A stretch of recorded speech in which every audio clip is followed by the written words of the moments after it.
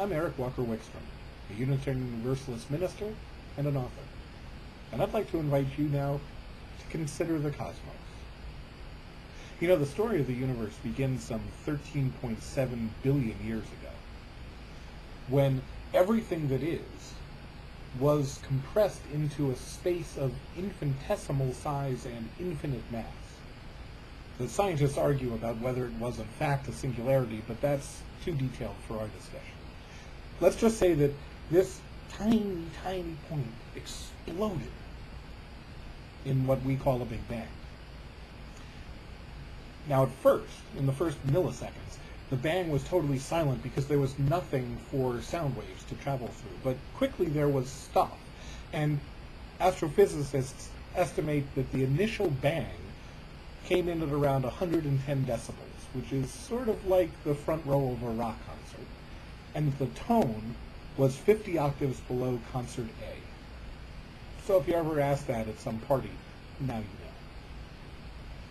Very quickly, the first elements were formed. Out of energy came the electrons and protons and neutrinos and positrons that formed hydrogen and helium. And it took 500,000 years for anything else to happen. But eventually other things did come into existence, and those other things created stars, and in their stellar processes, the stars created other elements which eventually coalesced and formed planets, and those planets formed galaxies, and on those planets, on at least one that we know of, life was formed. But if you think about it,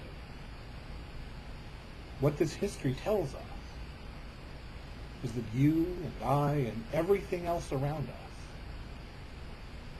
literally, not metaphorically, not as some sort of abstract poetry, but literally, are made from the dust of stars.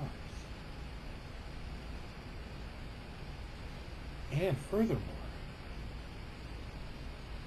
the energy in our bodies, the energy that makes our diaphragm go up and down so that we can breathe, the energy that sparks across the synapses in our brains when we think, the energy that beats our heart,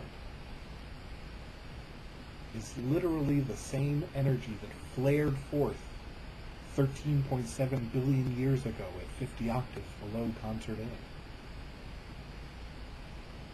The beating of your heart is the echo of the Big Bang. Think about that for the rest of the day. Have a good one.